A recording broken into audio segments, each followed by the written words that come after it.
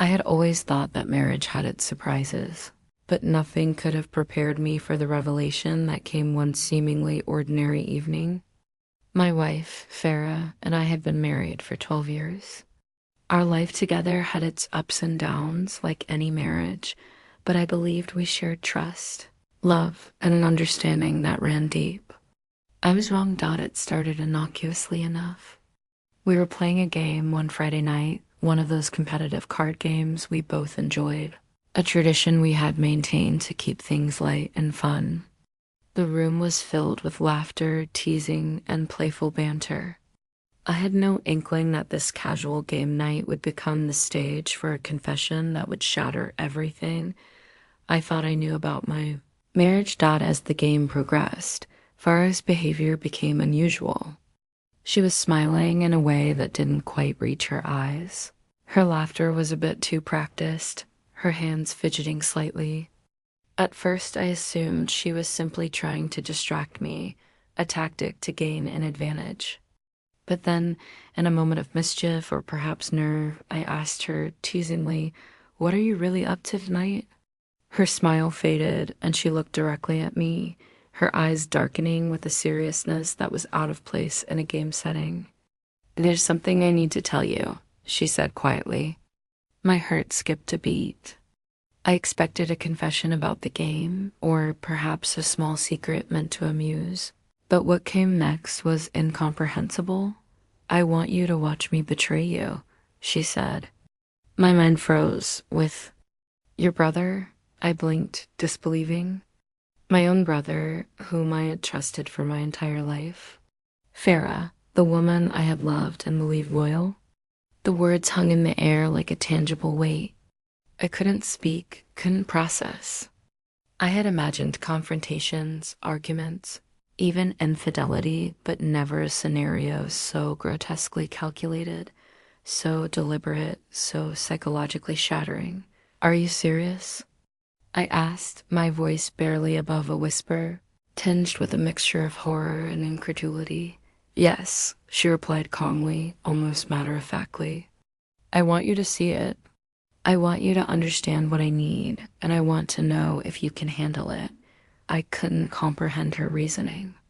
She had framed the betrayal as a twisted test, a game within a game, a spectacle of humiliation. It was not simply infidelity, it was manipulation, cruelty, and a deliberate challenge to the core of my trust and dignity. I left the room, unable to process further in that moment. The laughter, the playful energy of the evening, and the casual atmosphere of the game were now tainted by betrayal and psychological torment. I could not continue the evening without confronting the reality of her intentions. Over the next few days, I observed, questioned, and reflected. Farah was unrepentant, insistent that this was something she needed, framing her actions as exploration, honesty, or fulfillment. But I saw it for what it truly was, a betrayal compounded by arrogance, a deliberate choice to manipulate, humiliate, and fracture the bonds of trust that had held our family together. I confronted my brother privately. The conversation was tense, fraught with anger, disbelief, and disappointment. His initial shock quickly turned to defensive justifications, but I could see the gravity of his betrayal reflected in his guilt and hesitation. Both Farah and my brother had chosen to prioritize their desires over family loyalty, respect, and trust. At home, I faced Farah directly. I told her calmly but firmly that I could not, and would not, participate in this psychological cruelty. Marriage, trust, and love are not games to be manipulated for satisfaction or testing limits. Her desire to orchestrate betrayal as a spectacle was a violation of every boundary I had set, and there could be no reconciliation under these terms. The decision was clear. I asked her to leave, stating that her actions had consequences, that trust once shattered cannot be easily repaired, and that manipulation under the guise of honesty or needs was unacceptable. The household shifted from tense negotiation to stark, resolute boundaries. In the days following her departure, I grappled with shock, anger, and grief.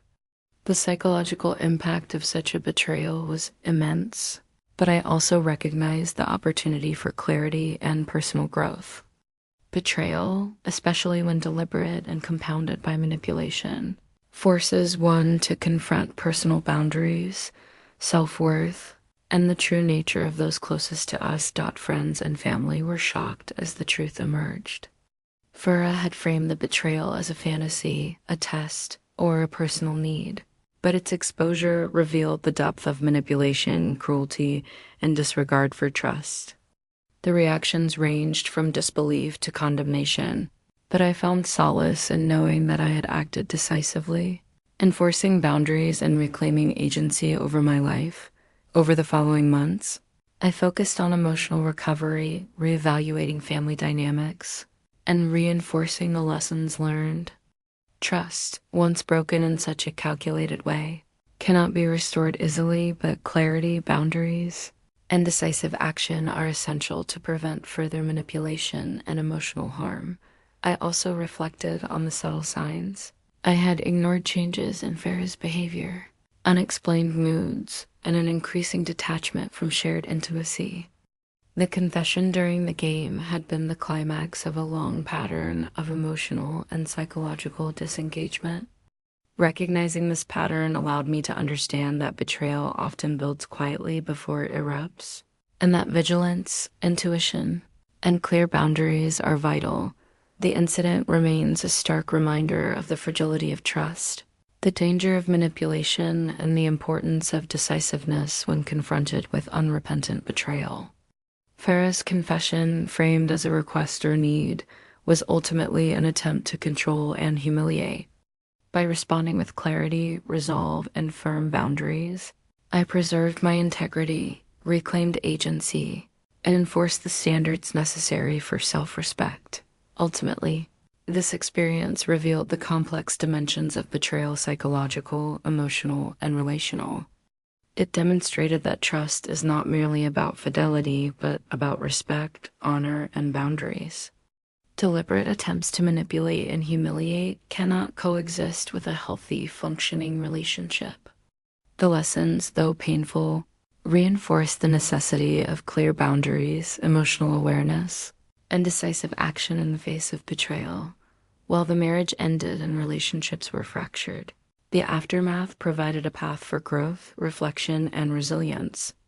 Betrayal, even when orchestrated with psychological intent, can be met with clarity and resolve, allowing the betrayed to reclaim dignity, establish boundaries, and move forward with strength. The memory of that game, the casual evening transformed into a stage for confession, remains vivid. It serves as a testament to the destructive power of manipulation, the enduring consequences of betrayal, and the profound importance of integrity and personal boundaries in navigating relationships.